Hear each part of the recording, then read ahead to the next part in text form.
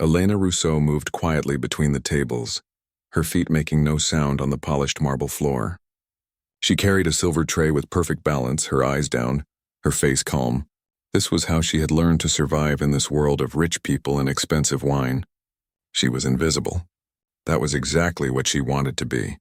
The Chateau de Valmont was the most expensive restaurant in all of Paris. Only the wealthiest people ate here. Counts and countesses, business owners with more money than they could count. Famous artists and writers, they came here to see and be seen. They came here to show off their jewels and their expensive clothes. They never really looked at the people who served them. Elena had worked at the Chateau de Valmont for 3 years now. She was 24 years old, but sometimes she felt much older. Every day she put on her black dress with the white apron. Every day she tied her dark hair into a tight bun at the back of her neck. Every day she became invisible. She liked it that way, or at least she told herself she liked it that way. The restaurant was beautiful. Crystal chandeliers hung from the high ceiling, throwing light across the room like diamonds. The walls were covered in red silk. Each table had white cloth so clean it seemed to glow. Silver and gold decorated everything. Even the door handles were made of gold. Elena carried her tray to table 12. An older woman sat there, covered in pearls. The woman did not look up when Elena placed the soup in front of her. Elena was not surprised. She had learned not to expect thanks. She had learned not to expect anything at all. She walked back to the kitchen, her steps quiet and quick. The kitchen was hot and loud. Cooks shouted orders. Pans crashed together. Steam rose from big pots. But even here, Elena was quiet. She picked up her next order and moved back into the dining room. As she walked, her eyes moved to the corner of the room. There, against the wall, sat the grand piano. It was beautiful. The wood was so dark it looked almost black, and so shiny she could see her reflection in it. The piano sat silent most of the time. Sometimes, on special nights, a musician would come and play for the guests. Elena's fingers twitched slightly as she looked at the piano. She forced herself to look away. That was another life, a life that was gone forever. But she could not help remembering. She could not help thinking about when she was young. When her name meant something different. When people spoke the name Rousseau with respect. Her father had been a pianist. Not just any pianist. He had been one of the best in all of France. People came from other countries to hear him play. He had performed for kings and queens. He had taught music at the finest school in Paris. Their home had been filled with music and laughter and light. Elena had learned to play piano when she was 5 years old. Her father had been patient with her. He would sit beside her at the piano bench, his big hands guiding her small fingers. He taught her to feel the music, not just play the notes. He taught her that music was like breathing. It was part of who you were. By the time Elena was 10, she could play pieces that most adults could not master. By the time she was 15, her father said she had a gift. A real gift. He said she might become even better than him one day. But then everything changed. Elena was 17 when the scandal happened. Someone accused her father of stealing music. They said he had taken someone else's composition and claimed it was his own. The accusation spread through Paris like fire. People who had loved her father turned against him. The music school fired him. Concert halls refused to let him perform. Friends stopped visiting their home. Her father swore he was innocent. He said someone was lying about him. But no one believed him. No one wanted to believe him. In the world of music and art, reputation was everything. Once it was destroyed, it could never be rebuilt. The stress broke her father's heart, literally. He died 1 year after the scandal started. Elena was 18 years old when they buried him. Her mother had died when Elena was a baby, so now she was alone. Alone and with no money. Her father's debts had taken everything. The grand house was sold. The piano was sold. All the beautiful furniture and paintings were sold. Elena was left with nothing but the clothes on her back and the music in her head. Music she could no longer play. At least not where anyone could hear her. She had to survive. She had to eat. She had to find a place to sleep. So she had hidden who she really was. She had hidden her education and her talent. She had become a waitress. A quiet, invisible waitress who kept her eyes down and never spoke unless spoken to. That had been 6 years ago. Now Elena moved through the restaurant like a ghost. She knew which guests liked their wine glasses filled to the top and which liked them only half full. She knew who wanted their food hot and who sent it back if it was too hot. She knew everything about serving people. She knew nothing about living for herself. The other servers were kind to her mostly. There was Marie, a girl about Elena's age with red hair and a quick smile. Marie tried to make friends with Elena, but Elena kept her distance. It was safer that way. If you did not let people close, they could not hurt you when they discovered who you really were. There was also Jacques, an older man who had worked at the restaurant for 20 years. He moved slowly now, his back bent from years of carrying heavy trays. But he was good at his job. He never spilled anything. He never forgot an order. Elena respected him. And then there was Monsieur Laurent, the owner of the restaurant. He was a short man with a round belly and thin hair. He cared about two things, money and reputation. As long as Elena did her job well and did not cause trouble, he left her alone. That was all she wanted. The days at the Chateau de Valmont followed the same pattern. The restaurant opened at noon for lunch. The lunch crowd was smaller, mostly businessmen making deals over expensive food. Then there was a quiet time in the afternoon when the staff cleaned and prepared for dinner. Dinner was when the restaurant truly came alive. That was when the richest people came. That was when the crystal chandeliers sparkled brightest and the champagne flowed like water. Elena did not mind the work. Her feet hurt at the end of each day. Her back ached from carrying heavy trays. But the physical pain was easier to bear than the pain in her heart. The pain of remembering, the pain of loss, the pain of being someone she was not. Sometimes, late at night after the restaurant closed, Elena would stay behind. She would tell the others she was finishing her cleaning. But really, she would go to the piano. She would sit on the bench, her fingers hovering over the keys. She never pressed them. She never made a sound. The restaurant was quiet then, empty. But still she was afraid someone would hear. Still she was afraid someone would know. On those nights she would close her eyes. Her fingers would move in the air, playing music that only she could hear. She would play her father's favorite pieces. She would play the songs he had taught her. And sometimes she would cry. Just a little. Just enough to release some of the pressure that built up inside her chest. Then she would stand up, wipe her eyes, and go back to being invisible. Today was different, though. Today there was excitement in the restaurant. Today everyone was talking about the same thing, the gala. The annual Aristocratic Gala was in 3 days. Elena heard the other servers whispering about it as they prepared for the lunch service. I heard the Count Beaumont himself will be there, Marie said, her eyes wide. Can you imagine? The richest man in France eating here. They say over 300 guests will come, Jacques added. It will be the biggest event of the year. Elena listened but said nothing.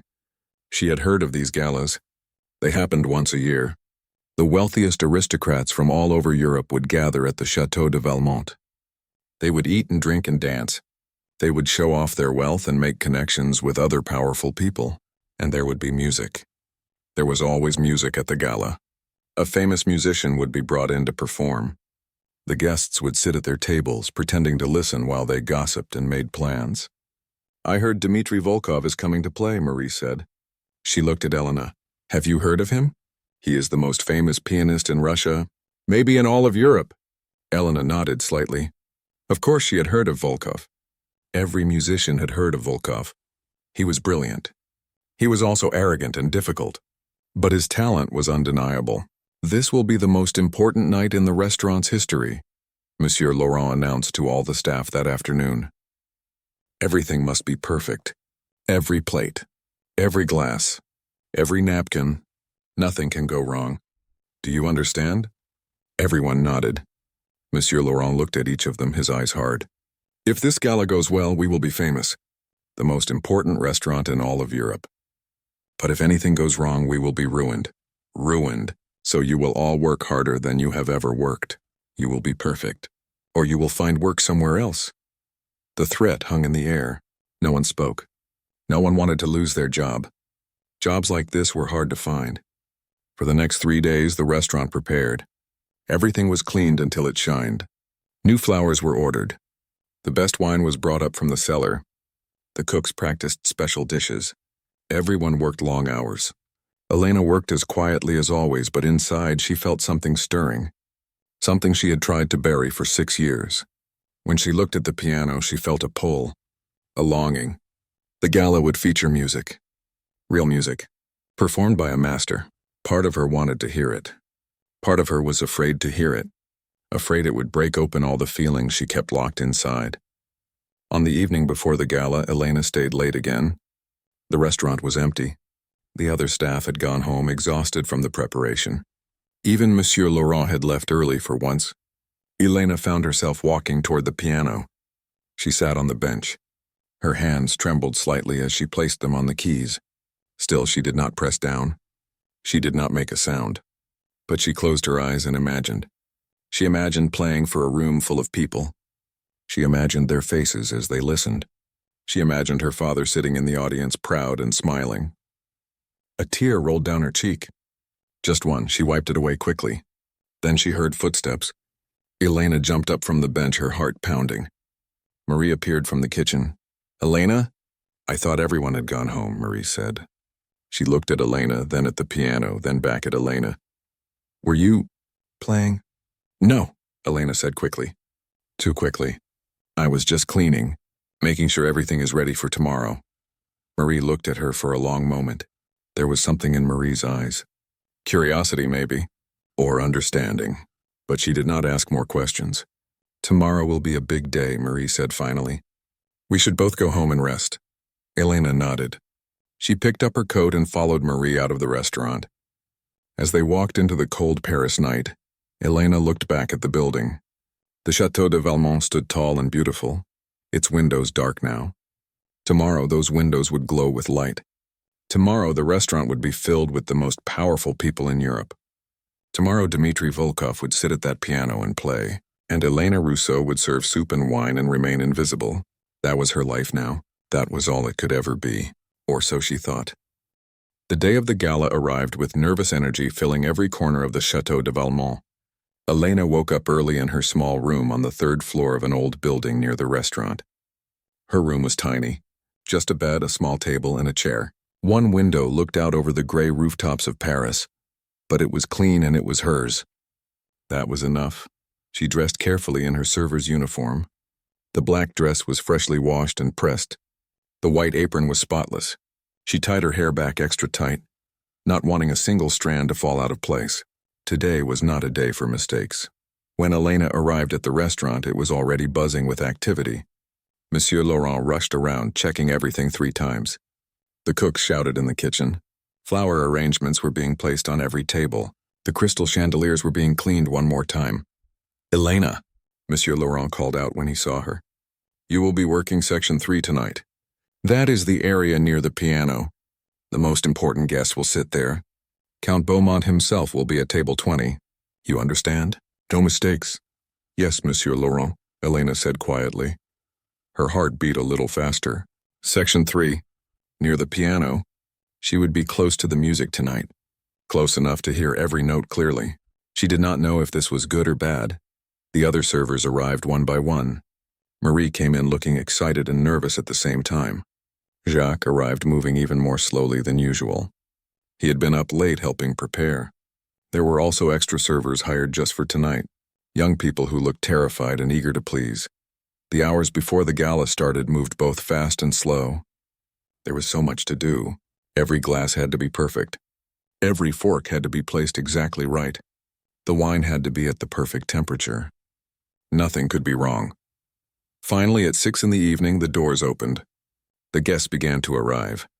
Elena had served wealthy people before, but she had never seen anything like this. The women wore dresses covered in jewels that caught the light and sparkled like stars. Their hair was styled in elaborate ways with feathers and pearls woven into it. The men wore expensive suits with gold buttons and silk ties. Everyone looked like they had stepped out of a painting.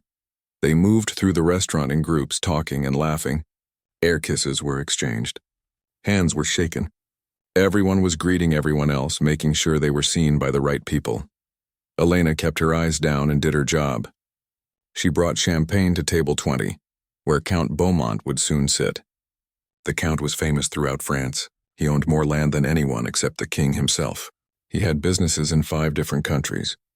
People said he could buy and sell entire cities if he wanted to. More guests arrived. The restaurant filled up. The noise level rose. The air became thick with the smell of expensive perfume and rich food.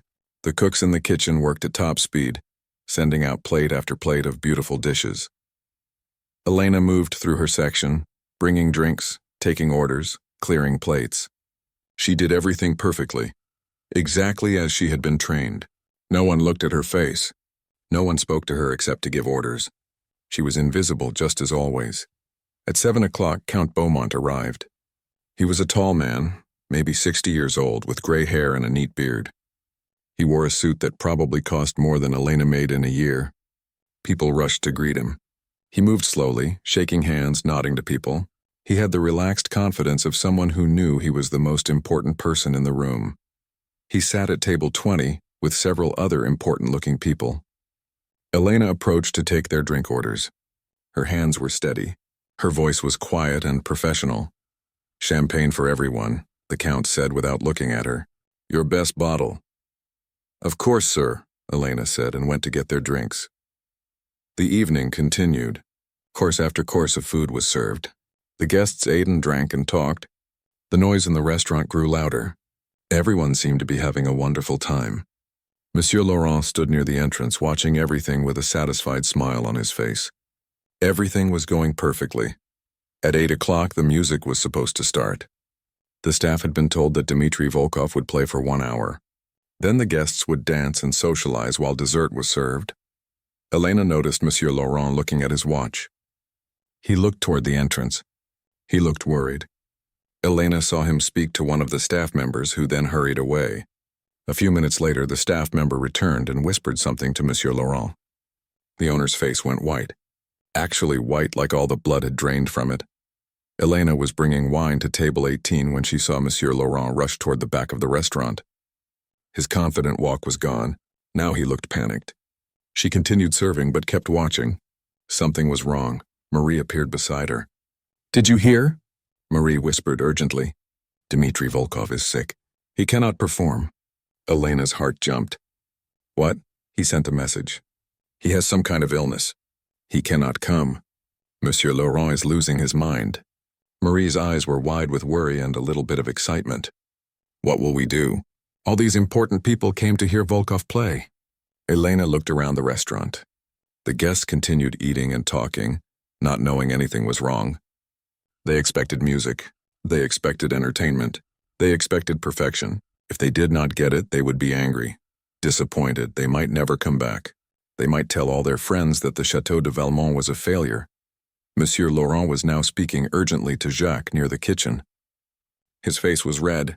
He was sweating. He gestured wildly with his hands. Elena could not hear what he was saying, but she could see the panic in his movements. "He is trying to find another pianist," Marie whispered. "But where will he find one on such short notice? And who could possibly replace Dmitri Volkov?" Elena's mind raced.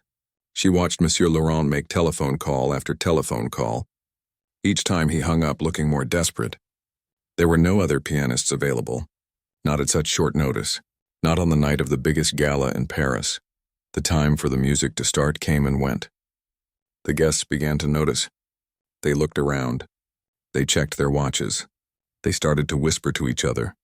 Count Beaumont leaned over to the man next to him and said something. The man shrugged. Monsieur Laurent stepped into the dining room. He had composed himself somewhat, but Elena could see his hands shaking. He walked to the center of the room and cleared his throat. The room gradually became quiet. All eyes turned to him. "My honored guests," he began, his voice not quite steady. "I am afraid I have disappointing news. Our featured musician for this evening, the great Dmitri Volkov, has unfortunately fallen ill and cannot perform tonight." A wave of murmuring swept through the room. Some guests looked annoyed. Others looked sympathetic. Count Beaumont's face showed no expression at all. "I have been attempting to find a replacement," Monsieur Laurent continued.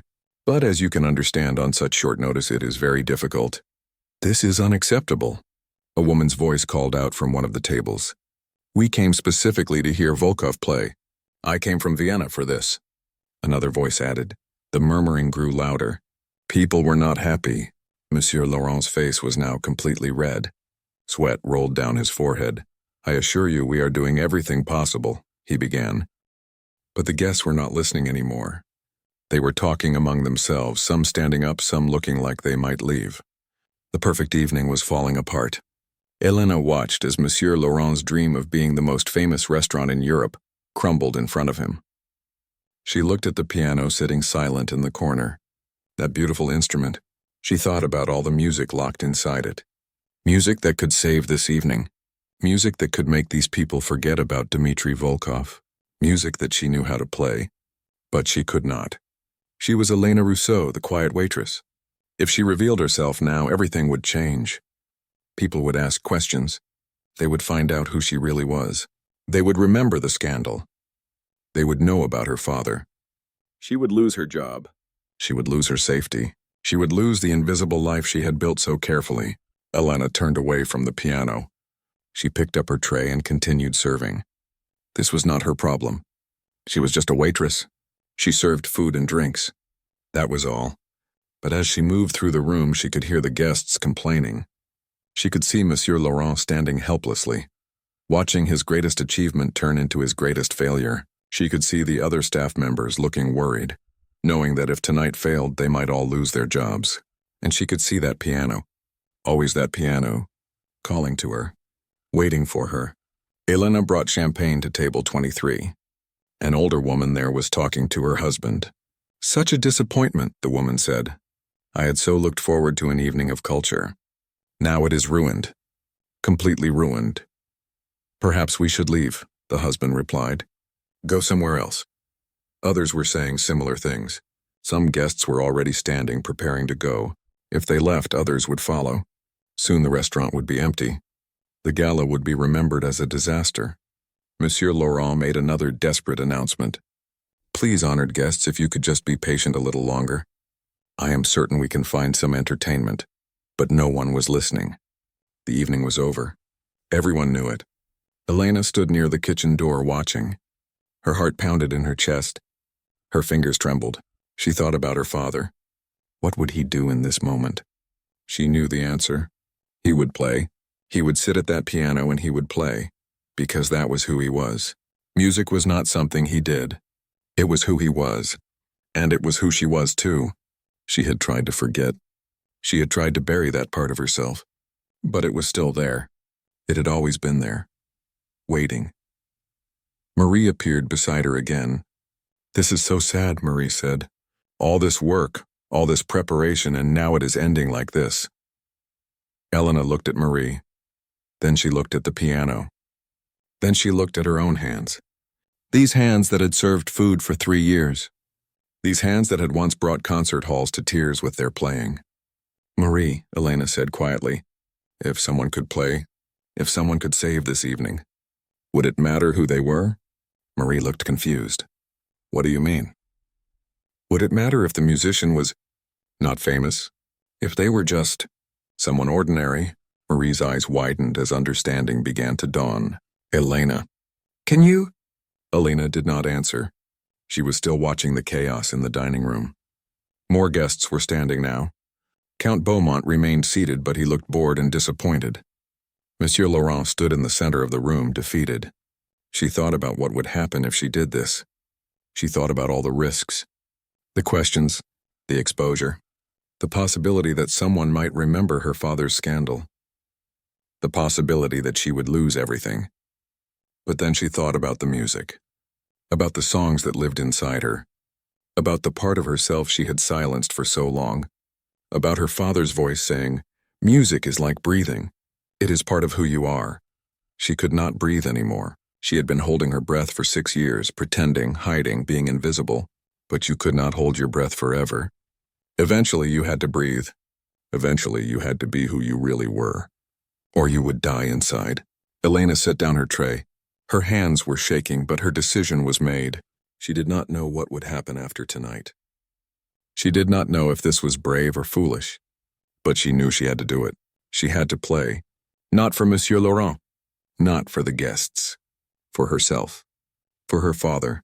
For the music that refused to stay silent any longer. She took a step forward. Then another. Marie grabbed her arm.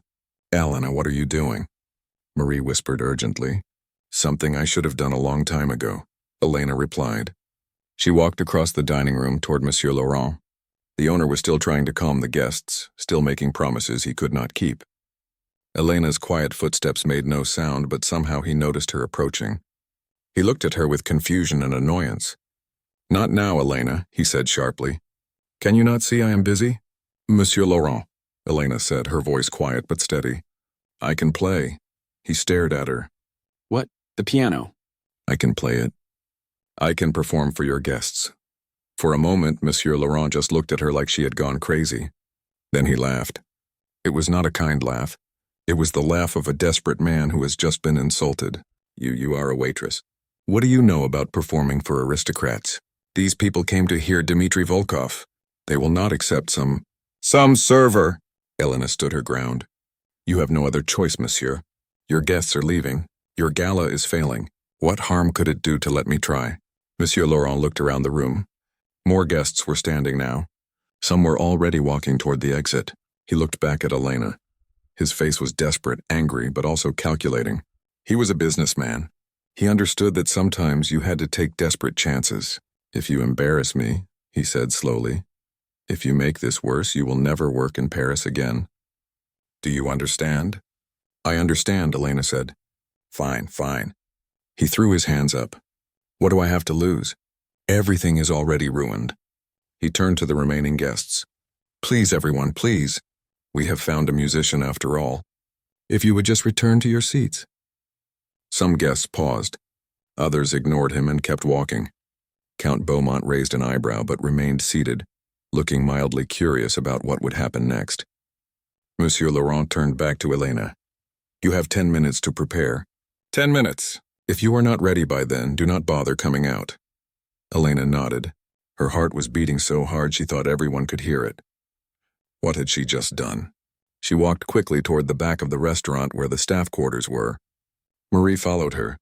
"Elena, I had no idea you could play piano," Marie said, her voice full of wonder. "Where did you learn?"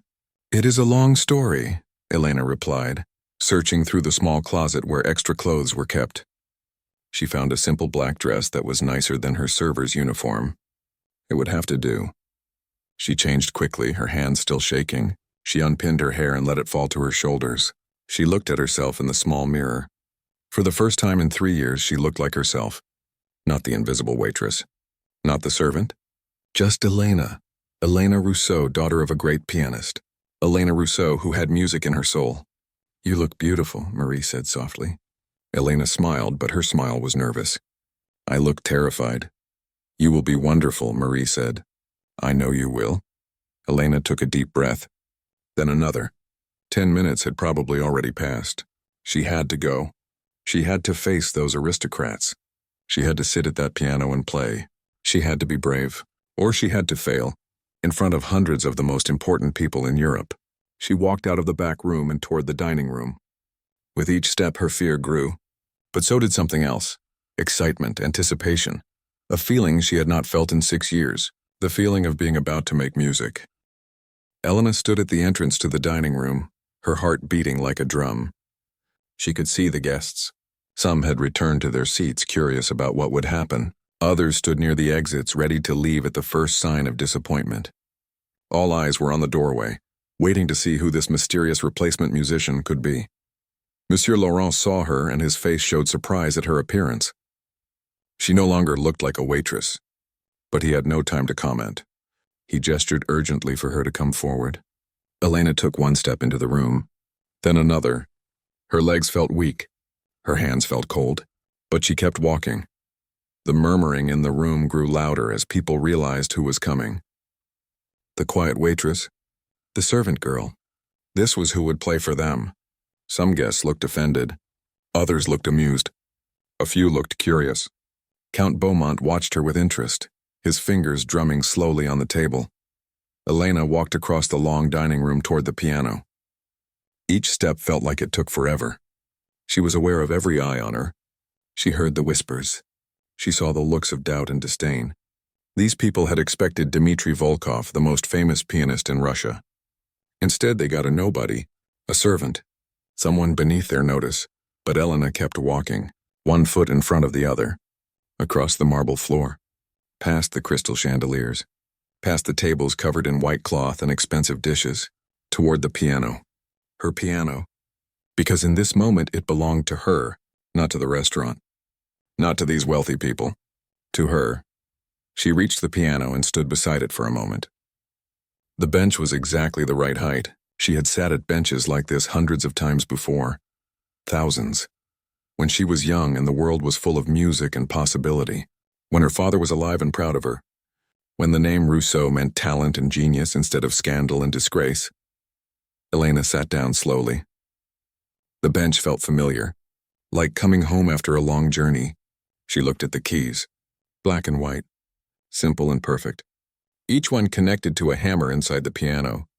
Each one capable of creating sound, and together capable of creating magic. Her hands rested lightly on the keys. She did not press down yet. Behind her, the dining room had grown quiet. The guests waited, some impatiently, some with open skepticism. They expected her to fail. They expected to laugh at this foolish waitress who thought she could entertain aristocrats. Elena closed her eyes. She let out a long, slow breath. And then she remembered. She remembered her father's voice, his lessons, his guidance. She remembered his hands covering hers on the keys when she was small. She remembered him saying, "Do not play for others, Elena. Play for the music itself. Play for the beauty of it. If you do that, everyone will hear what you hear. Everyone will feel what you feel." She opened her eyes. She looked down at the keys. And then, softly, she began to play. The first notes of Chopin's Nocturne in E-flat major floated into the air. Soft, gentle, like drops of water falling into a still pond. The melody was simple at first, one note then another, building slowly, creating a mood, a feeling, a world. Elena's fingers moved across the keys with certainty. This was the first piece her father had taught her. She had played it 1,000 times. Her fingers knew every note, every pause, every subtle shift in tone. But she was not just playing notes. She was telling a story of longing and beauty in the quiet moments of life that most people never noticed. The dining room was completely silent now. The whispers had stopped. The movement had stopped. Everyone was listening, really listening. Elena continued playing, her eyes closed again. She did not need to see the keys. Her hands knew where to go. The music flowed through her like water, like light, like something essential to life itself. She had forgotten this feeling, this complete surrender to the music, this moment when nothing else existed except the sound and the emotion and the pure expression of something that could not be put into words. The nocturne built slowly, the melody becoming more complex. Elena's right hand played the main theme while her left hand provided the rhythm and harmony. The two worked together, creating layers of sound, sometimes loud, sometimes soft, sometimes fast, sometimes achingly slow, each phrase connected to the next like sentences in a beautiful poem. She thought about her father as she played. She could feel him beside her, the way he used to sit when she practiced. She could hear his voice saying, "Beautiful, Elena, you feel it. You understand." And she did understand. She understood that this music was about more than notes on a page. It was about the human heart, about loss and hope and the beauty that exists even in sadness. The guests sat frozen in their chairs. The Count Beaumont leaned forward, his eyes fixed on Elena's hands. The woman who had complained earlier sat with her mouth slightly open, forgetting to close it. Even the staff had stopped working. They stood along the walls, watching and listening. Marie stood near the kitchen door with tears in her eyes. She had worked beside Elena for months and never known, never guessed that the quiet waitress carried this gift inside her. This incredible, impossible gift. Elena reached the final section of the nocturne. The melody returned to its simple beginning, but now it carried all the weight of what had come before. It was the same but different, changed by the journey.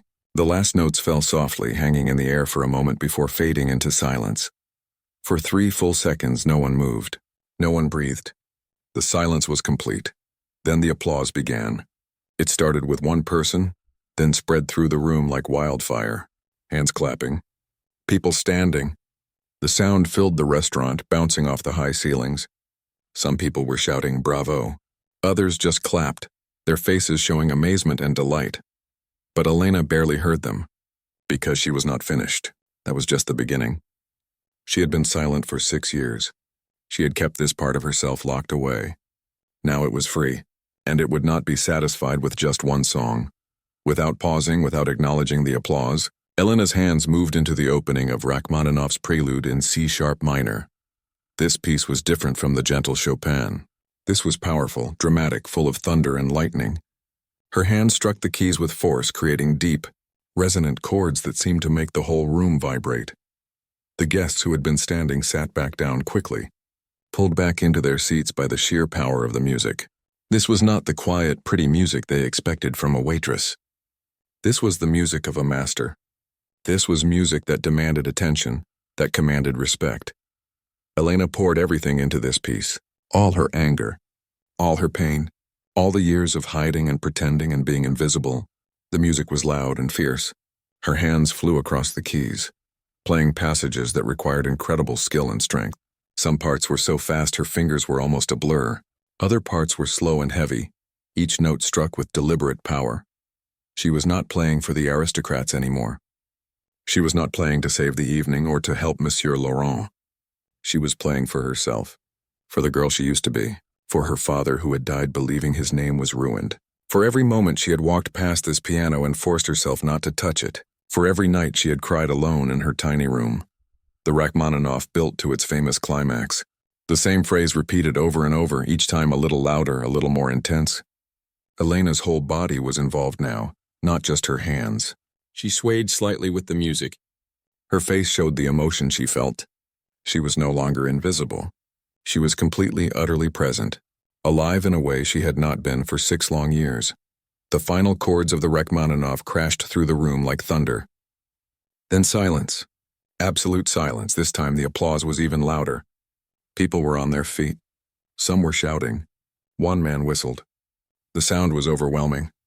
But Elena still did not turn around. She still did not look at the audience. Because she was not done. There was one more thing she needed to play. She waited for the applause to quiet down. It took almost a full minute. Finally, people sat back down, leaning forward in their chairs, eager to hear what would come next. Elena's hands hovered over the keys. What she was about to play was different from the others. This piece was not by Chopin or Rachmaninoff or any famous composer. This piece was by her father. He had written it shortly before the scandal. He had called it Elena's song. He had written it for her, about her. It was the most beautiful thing he had ever created, and no one had ever heard it except the two of them. After he died, Elena had thought the music was lost forever. The sheet music had been sold with everything else. But it did not matter. She had the music inside her. She had played it so many times that it was part of her now. She could never forget it. Even when she tried. Elena began to play. The opening was gentle, like the Chopin had been. But there was something different about this music. Something personal. The melody was simple but haunting. It spoke of a father's love for his daughter, of watching a child grow, of being proud and hopeful and a little bit sad, knowing that children grow up and leave and become their own people. As she played, Elena began to cry. Just a little at first, tears that rolled silently down her cheeks, but she did not stop playing. Her hands never faltered. The music continued, beautiful and pure and honest. This was her father speaking through her.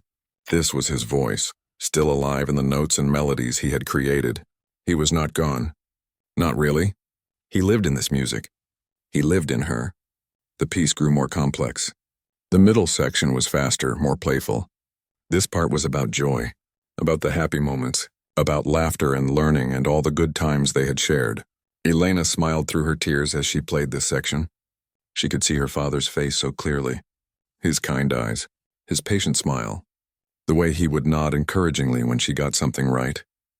Then the music shifted again. This section was darker, sadder. This was about loss, about knowing that nothing lasts forever, about saying goodbye. The melody was the same as the opening, but now it was played in a minor key. It sounded like grief, like longing, like the ache of missing someone who would never come back. The guests in the restaurant were completely silent now. Many of them were crying too. They did not know whose music this was. They did not know the story behind it. But they could feel it. They could feel the love and the loss and the beauty of it all. Music had that power. It could speak directly to the human heart without needing words. Count Beaumont sat very still in his chair, his eyes fixed on Elena. His face was thoughtful. He looked like he was trying to remember something, trying to play something familiar that he could not quite identify. Elena played the final section. The melody returned one last time, but now it was different again. Now it was about acceptance, about understanding that even though people leave, even though hearts break, even though life is hard and unfair, there is still beauty, there is still love, there is still music, and those things make life worth living. The last notes faded into silence. Elena's hands rested on the keys. She was exhausted, emotionally, physically, completely drained. She had given everything to this performance. She had opened herself completely. She had shown these strangers the most private, precious part of her soul. For a long moment, no one moved. No one spoke. The silence stretched on and on. Elena wondered if she had made a terrible mistake. Maybe they had not understood. Maybe they had been moved by the first two pieces but found this one boring or strange. Then Count Beaumont stood up. Just him. Everyone else remained seated. He began to clap, slowly, deliberately, each clap clear and distinct. He looked directly at Elena.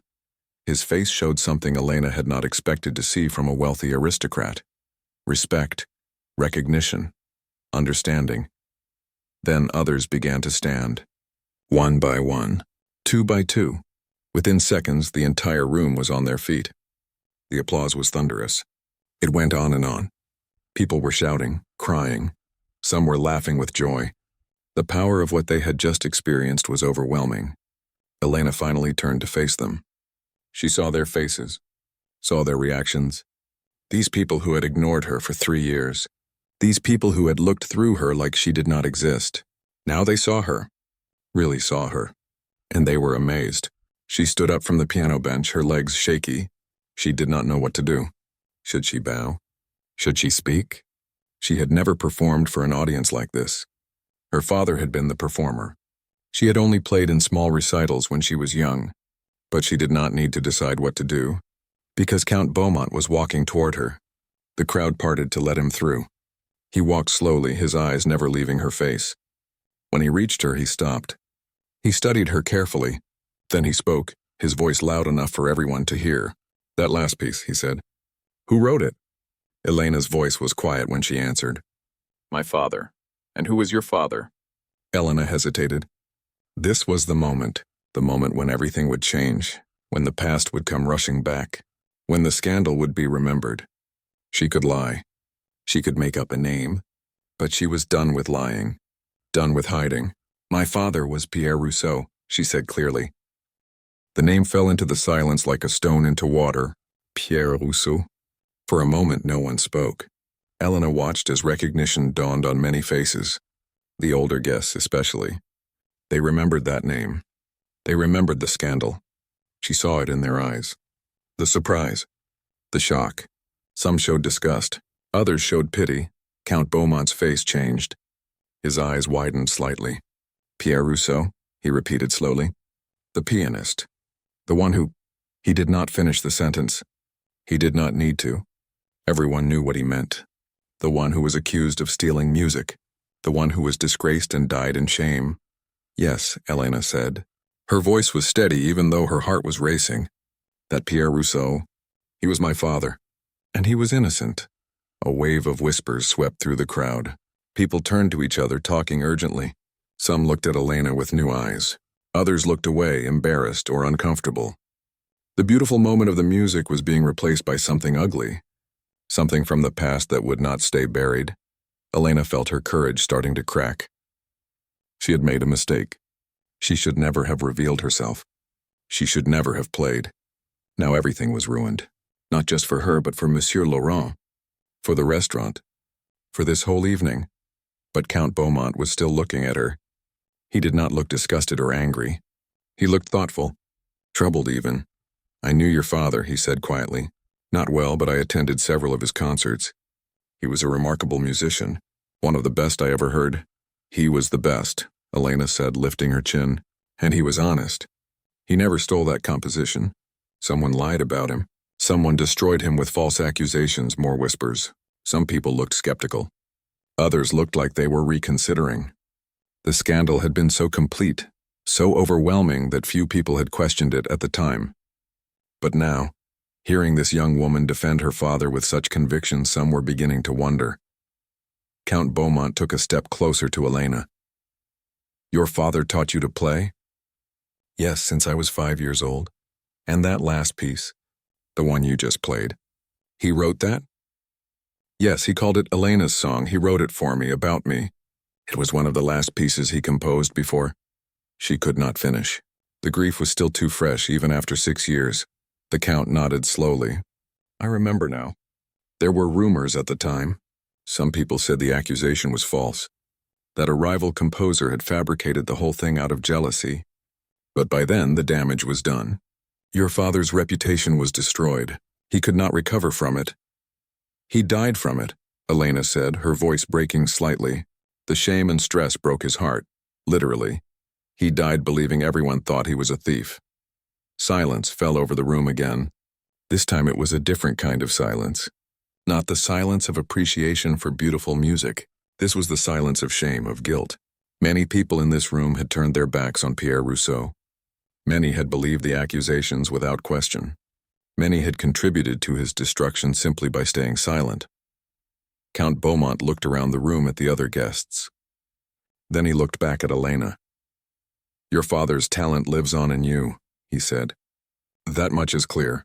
What you played tonight was extraordinary, as good as anything Dmitri Volkov could have done. Perhaps better." There were murmurs of agreement from the crowd. Even those who remembered the scandal could not deny what they had just heard. Elena's performance had been magnificent, undeniable. She had proven that she came from real musical genius, that her father had passed something precious to her. But Elena did not feel victorious. She felt exposed, vulnerable. Everyone was staring at her. Everyone was talking about her father, about the past.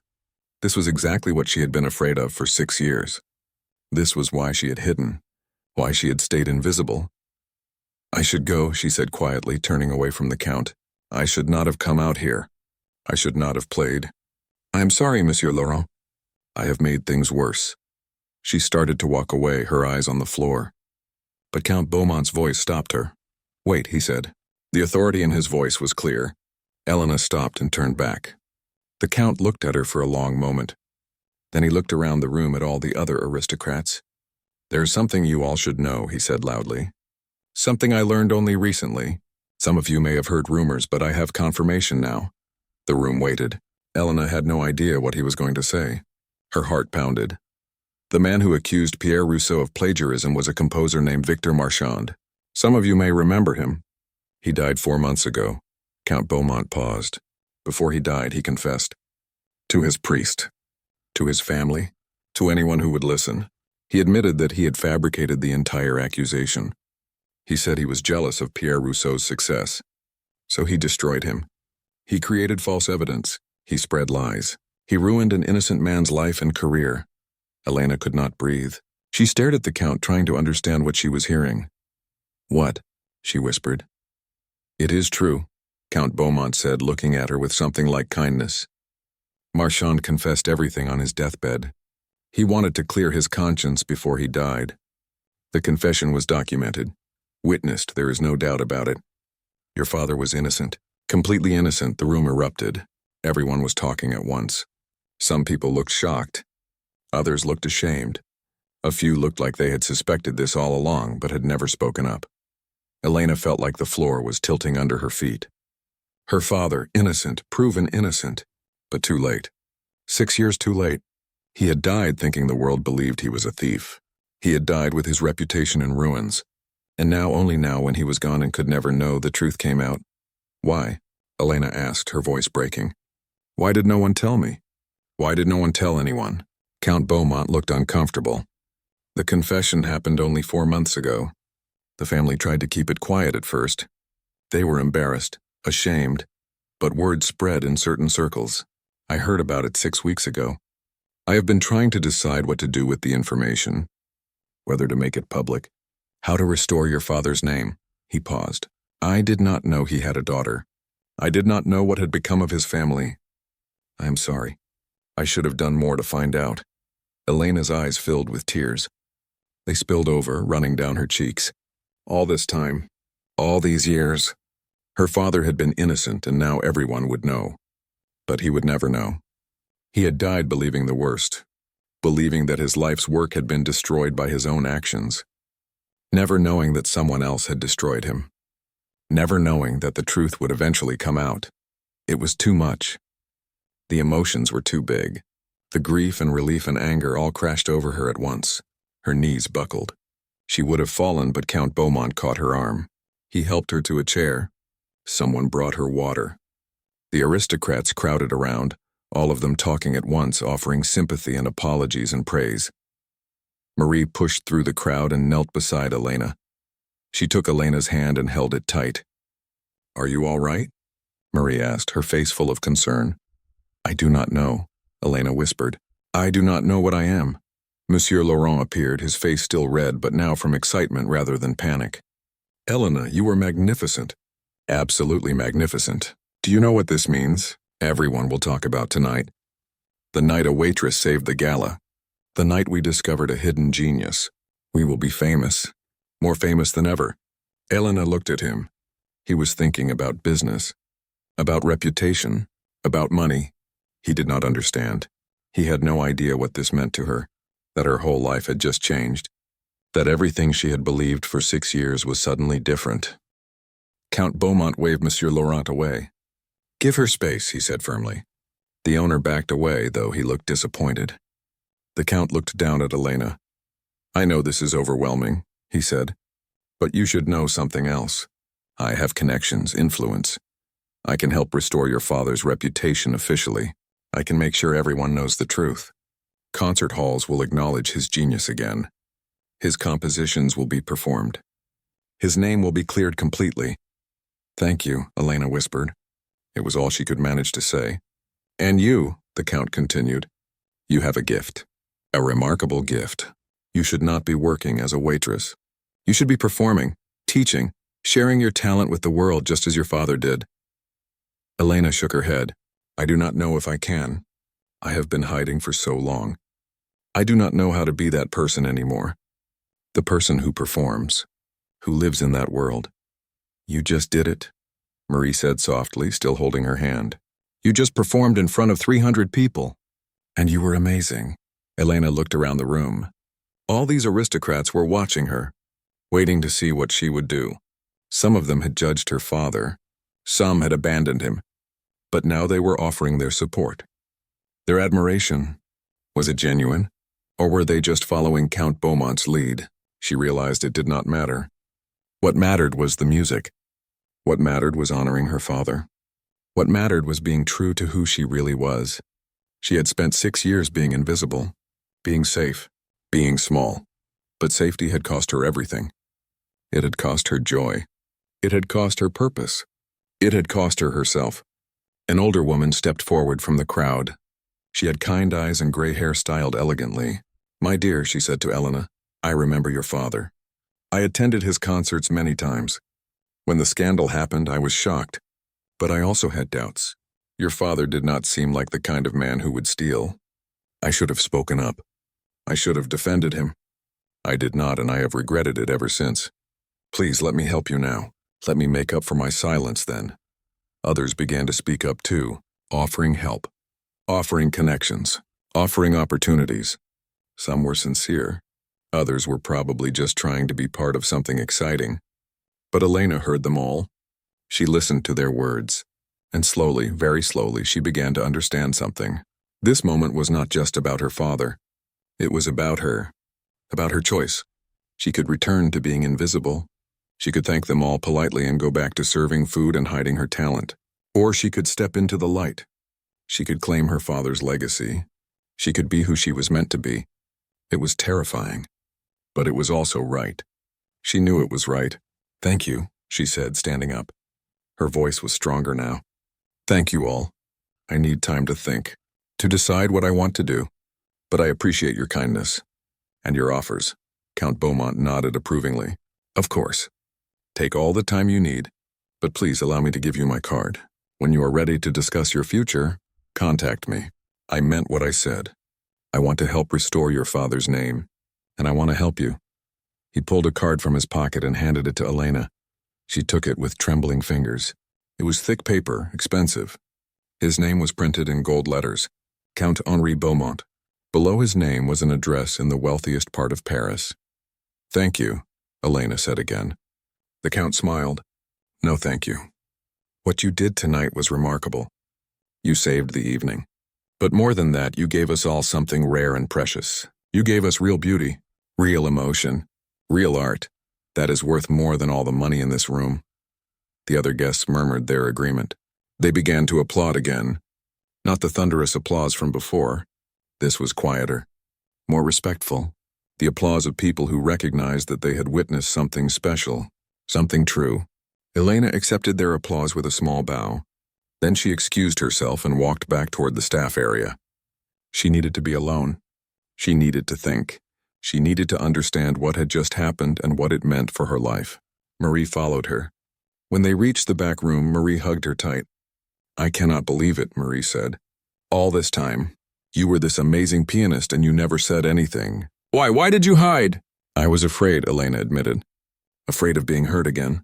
Afraid of being judged. Afraid of facing the past. And now, Elena sat down on the small bench. "Now I do not know. Everything has changed. Everything. My father is innocent. People know the truth. And she looked at her hands. "I played again. Really played. And it felt like breathing. Like coming back to life." "Then you know what you have to do," Marie said gently. "Do I?" "Yes, you have to keep playing. You have to be who you really are." Elena Rousseau, daughter of Pierre Rousseau, pianist, artist. You cannot go back to hiding now. Elena knew Marie was right. But knowing it and doing it were two different things. The fear was still there. The doubt. The worry. What if she failed? What if she disappointed people? What if she could not live up to her father's legacy? But then she remembered how it felt to sit at that piano. How it felt to let the music flow through her.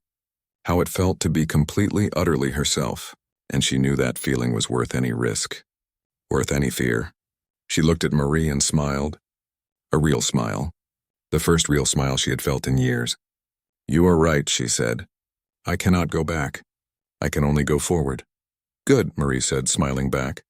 "Because you are going to be famous. And when you are, you better not forget about me." "Never," Elena promised. They sat together in comfortable silence for a few moments. Then Monsieur Laurent burst into the room, his face glowing with excitement. "Elena, Count Beaumont wants you to return to the dining room. He wants to make a toast." In your honor. "This is incredible, amazing. You have made this restaurant legendary." Elena stood up. She smoothed her simple black dress.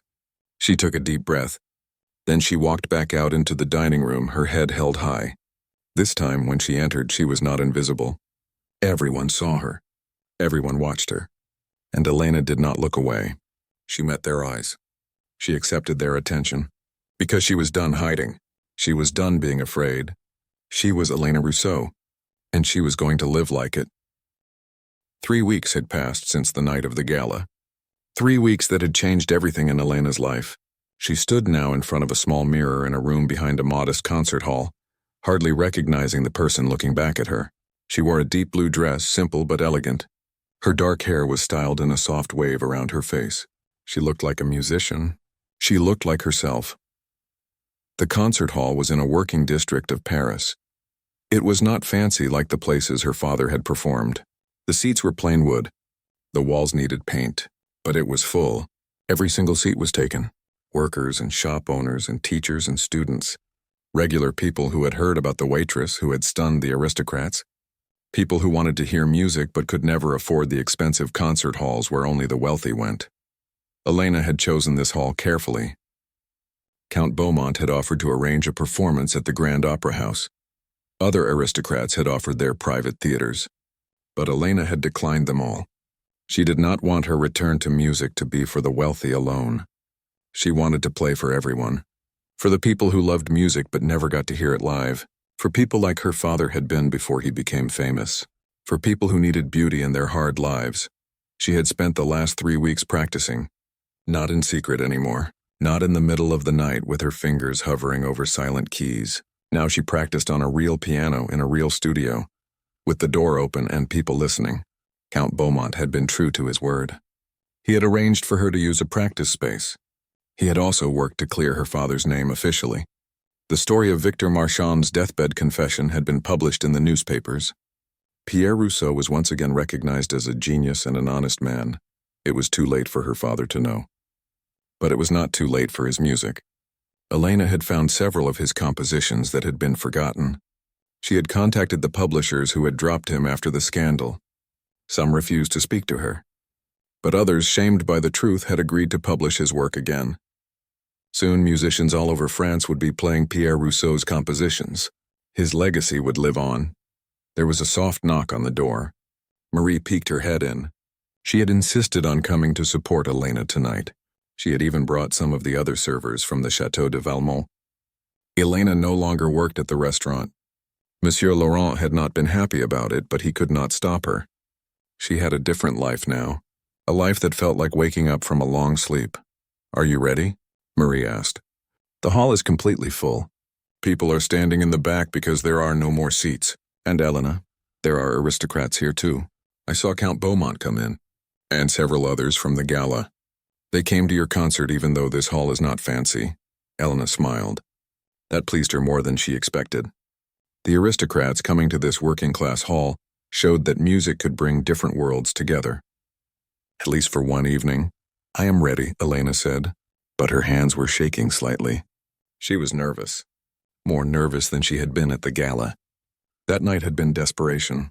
She had not had time to think or worry. But tonight she had chosen this. Tonight she was deliberately stepping into this life. And that made it both easier and harder. Marie came over and took Elena's hands. "You will be wonderful, just like before. Maybe even better because you are not hiding anymore. You are free." Free. Yes, that was what she was. For 6 years she had been in a prison of her own making. A prison of fear and shame and hiding. But that night at the gala she had broken out. And now she was free to be who she really was. It was terrifying and wonderful at the same time. "Thank you, Marie," Elena said, "for being my friend, for believing in me." "Always," Marie said, hugging her quickly. "Now go. The audience is waiting." Elena walked down the narrow hallway toward the stage. She could hear the noise of the crowd, people talking excitedly, a baby crying somewhere in the back, someone laughing. These were real people. People with real lives and real problems. She was going to play for them tonight. Not to impress them, not to prove anything. Just to share something beautiful with them. She stepped onto the stage. The noise died down as people saw her. The stage was small and the lights were simple. Just a piano in the center and a single spotlight. Elena walked to the piano and sat down. She looked out at the audience. She saw Marie sitting in the 3rd row beaming with pride. She saw Count Beaumont in the 5th row, sitting between 2 workers in their plain clothes. He looked completely comfortable, as if he belonged there. Maybe in this moment he did. She saw other faces too. The old woman who had apologized at the gala was there. Several musicians she recognized from her father's time. Some looked skeptical. Others looked hopeful. And in the very back, standing because there were no more seats, she saw Monsieur Laurent and Jacques from the restaurant. Jacques gave her a small nod. Even the restaurant owner had come. Elena placed her hands on the keys. The hall became completely silent. Everyone waited. And then she began to play. She started with the same piece she had played at the gala. Chopin's Nocturne in E-flat major. The gentle melody filled the small hall, but it sounded different here. More intimate. More personal. Every note reached every person. No one was too far away. No one was ignored. The music connected them all. Elena played the Nocturne with even more emotion than before. Because now she understood something she had not understood then. Music was not about technique or perfection. It was about truth. About opening your heart and letting people see inside. About being vulnerable and brave at the same time. When the Nocturne ended, the applause was warm and genuine. Working hands clapping. Making a different sound than the gloved hands of aristocrats. Both sounds were beautiful to Elena. Both showed appreciation for what she was sharing. She played several more pieces. Some by famous composers like Beethoven and Liszt, some by her father. Each time she announced one of her father's pieces, the audience grew more quiet, more attentive. They knew his story now. They knew about the false accusation and his tragic death. They knew they were hearing the work of a man who had been wronged but was now being honored again. After an hour of playing, Elena paused. She had planned to play for 90 minutes with a short break. But she felt something pulling at her, something she had not planned to do. She looked out at the audience and began to speak. "Thank you all for coming tonight," she said. Her voice was quiet, but it carried through the hall. "Many of you know my story. You know about my father. You know that I spent 6 years hiding who I was. I was afraid of being hurt, afraid of failing, afraid of not being good enough." She paused. "But I learned something. When you hide who you are, you do not just hide from others. You hide from yourself, and that is the worst kind of loneliness." People in the audience nodded. Some wiped their eyes. They understood what she was saying. Many of them had their own fears, their own ways of hiding. "Tonight I want to play something special," Elena continued. "This is a piece my father wrote for me. I played it at the gala 3 weeks ago, but I want to play it again. For you, for all of you who understand what it means to lose something precious, and what it means to find it again." She turned back to the piano and began playing Elena's song, the melody that her father had created out of love for his daughter, the music that contained all of his hopes and pride and affection. As she played, Elena did not try to hold back her tears. She let them fall. She let herself feel everything. The grief, the joy, the loss, the gratitude, all of it poured into the music. The audience listened in complete silence. Some people cried with her. Others just sat very still, moved by the raw emotion in the music. When the final notes faded away, no one applauded at first. They sat in the silence, letting the music settle into their hearts. Then slowly the applause began. It was not loud or showy. It was reverent, respectful. The applause of people who had been touched deeply. Elena stood and bowed. She looked at all those faces, all those people who had come to hear her play, and she felt something she had not felt in years. She felt purpose. She felt meaning. She felt alive. After the concert, people lined up to speak to her. They wanted to thank her, to tell her how the music had made them feel. An old man with calloused hands told her she reminded him of his daughter who had died young. A young woman said the music made her believe in beauty again. A little boy asked if she would teach him to play piano someday. That comment stuck with Elena. Teach him to play. The idea settled into her mind and would not leave. Teaching. Yes. That was what she wanted to do. Not just perform, but teach, pass on what her father had given her, help others find their own voices through music. Count Beaumont waited until the crowd had mostly dispersed. Then he approached her with his usual dignified manner. "That was extraordinary," he said. "Even better than at the gala, I think. You are coming into your own." "Thank you, Count," Elena said. "And thank you for coming. I know this hall is not what you are used to." He smiled. "The hall does not matter. The music matters. And tonight the music was perfect." He paused. "I have been thinking. You said you do not want to perform only in wealthy venues. You want to reach everyone. I respect that. But have you thought about what you want to do long-term? How you want to build?" Elena felt excitement building in her chest. "Really? You would help me do this?" "I would. Consider it my way of making amends for not defending your father when he needed support. I cannot change the past, but I can help build the future, your future, and the future of all the children you will teach." Elena felt tears coming again, but these were happy tears. Everything was falling into place. Her father's name was cleared. She was playing music again. And now she would have a chance to pass on his legacy to a new generation. Over the next several weeks, Elena worked harder than she had ever worked in her life. She worked with Count Beaumont to secure the building for her school. She contacted instrument makers and negotiated for donated or reduced-price pianos. She spread word through the working districts that she would be accepting students. Free lessons for those who could not pay. Small fees for those who could afford something. No one would be turned away because of money. The aristocratic woman from the gala, whose name was Madame Dubois, volunteered to help. She brought other wealthy women with her. They organized fundraising events. They donated money and instruments. Some of them even volunteered to help teach. Not piano, but other skills. Madame Dubois herself taught the children manners and confidence. "Every child deserves to feel valuable," she told Elena, "regardless of where they come from." Marie also joined the project. She could not teach music, but she managed the practical side of things. She scheduled lessons. She kept track of students. She made sure the building was clean and warm. She became Elena's right hand. The school opened 3 months after the famous gala. Elena called it the Pierre Rousseau Music Academy. Above the door, she hung a portrait of her father. He looked young in the painting, happy and full of hope. The way she remembered him before everything went wrong. On opening day, 30 children showed up, some with their parents, others alone, having heard about the school from friends. They ranged in age from 6 to 16. Some had never touched an instrument before. Others had some basic training. All of them wanted to learn. Elena stood in front of them in the large practice room. She looked at their faces. These children were not wealthy. Their clothes were patched and worn. Their hands were rough from work, but their eyes shone with interest and hope. They reminded her of herself when she was young, full of potential, full of dreams. "Welcome," she said. "Welcome to the Pierre Rousseau Music Academy. This school is named after my father. He believed that music was not just for rich people. He believed that everyone had the right to experience beauty and create art. That is what we will do here. We will make music together. We will learn together, and we will prove that talent and worth have nothing to do with money or status." The children applauded. Then they began their first lesson. Elena sat at the piano and played for them.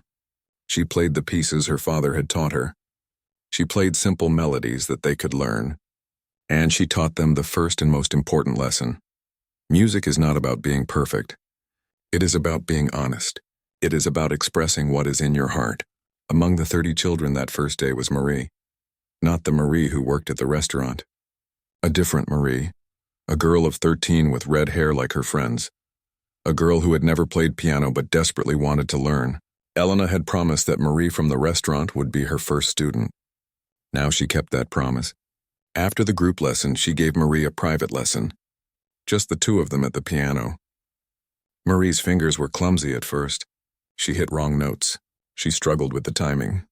But Elena was patient, just as her father had been patient with her. "Good," Elena encouraged. "Feel the keys. Do not just press them, feel them. Every note is a little different. Every note has its own character." Marie tried again. This time it was better. Not perfect, but better. She smiled with delight. "I played music," she said. "I actually played music." "You did," Elena confirmed. "And you will play much more. You have years ahead of you to learn and grow." As the weeks passed, the school grew. More children came. Word spread through Paris about the waitress who had become a pianist and was now helping poor children learn music. Newspapers wrote stories about her. Some praised her. Some criticized her, saying she was wasting talent that should be used for serious performance. But Elena did not care about the critics. She cared about the children. She still performed occasionally, small concerts in modest halls. She played her father's compositions and her own interpretations of the classics. The concerts were always full. People came from all over Paris to hear her play, but performing was no longer the center of her life. The school was. The children were. One evening, 6 months after the gala, Elena sat alone in the practice room after all the students had gone home. She looked around at the space she had created.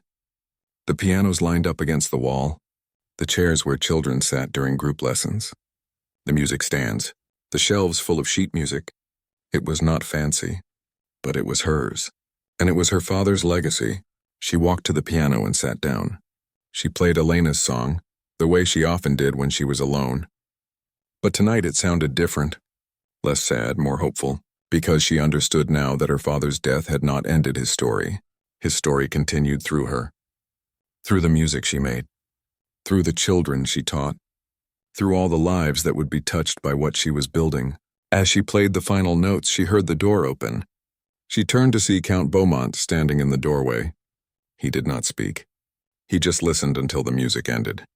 Then he stepped into the room. "I was passing by and heard you playing," he said. "I hope I am not intruding." "Not at all," Elena said. "Please come in." The Count walked around the room looking at everything. "You have built something remarkable here," he said. "In just 6 months you have changed lives, given hope, created opportunity. Your father would be very proud." "I hope so," Elena said softly. "I think about him every day. I wish he could see this. I wish he could know that his name was cleared, that people recognize his genius again. that his music is being played and taught. Perhaps he does know, the Count said. I am not a religious man, but I believe that love transcends death. The love between a father and daughter. That kind of love does not end just because one person is gone. Perhaps he sees you. Perhaps he knows. Perhaps he is proud. Elena felt tears on her cheeks again, but they were good tears. Healing tears. Thank you, she said. For everything. For believing in me. For helping me. For making all of this possible. You made it possible, Count Beaumont corrected gently. I simply opened a few doors. You had the courage to walk through them. That night at the gala you made a choice. A brave choice. To reveal yourself. To risk everything. That choice changed your life. But it also changed many other lives, mine included. How did it change your life? Elena asked, curious. The Count smiled. I used to think that the wealthy and the poor lived in completely separate worlds. That we had nothing in common. But that night, watching you play, seeing how your music moved everyone equally, I realized I was wrong. We are all human. We all feel. We all long for beauty and meaning. Music showed me that. You showed me that. He gestured around the room. Now I spend my time helping this school, supporting young artists, trying to build bridges between different parts of society. I am happier now than I have been in years. So you see, you did not just save yourself that night. You saved others too. Elena did not know what to say. She had not thought about it that way. She had just been trying to survive, to honor her father, to be true to herself. She had not realized she might be affecting others in such deep ways. We are all connected, the Count continued. What we do matters, not just to ourselves, but to everyone around us. Your father taught you music. You are teaching these children music. They will grow up and share what they learned with others. And on and on. One act of courage, one decision to be authentic, and it ripples outward forever. Elena stood and walked to the portrait of her father. She looked up at his painted face. In the portrait, he was smiling. She had always loved this painting because it showed him the way she wanted to remember him. Happy, confident, full of life. I miss you, Papa, she whispered. But I am living the life you wanted for me. I am making music. I am teaching others. I am being brave, just like you taught me to be. She felt the Count's hand on her shoulder, gentle and reassuring. He would be proud, he said again. I am certain of it. They stood together in silence for a moment. Then the Count left, promising to return next week to hear the students' progress. Elena stayed a while longer. She practiced. She prepared lessons for the next day, and she thought about how strange and wonderful life was, how quickly everything could change, how much courage it took to be yourself, and how worth it that courage was. 6 years of hiding had taught her about fear, but 6 months of freedom had taught her something more important. They had taught her about hope, about possibility, about the strength that comes from being authentic, about the joy that comes from sharing your gifts with others. She was no longer the invisible waitress. She was no longer hiding. She was Elena Rousseau, pianist, teacher, daughter of Pierre Rousseau, keeper of his legacy, builder of dreams, and she was exactly who she was meant to be.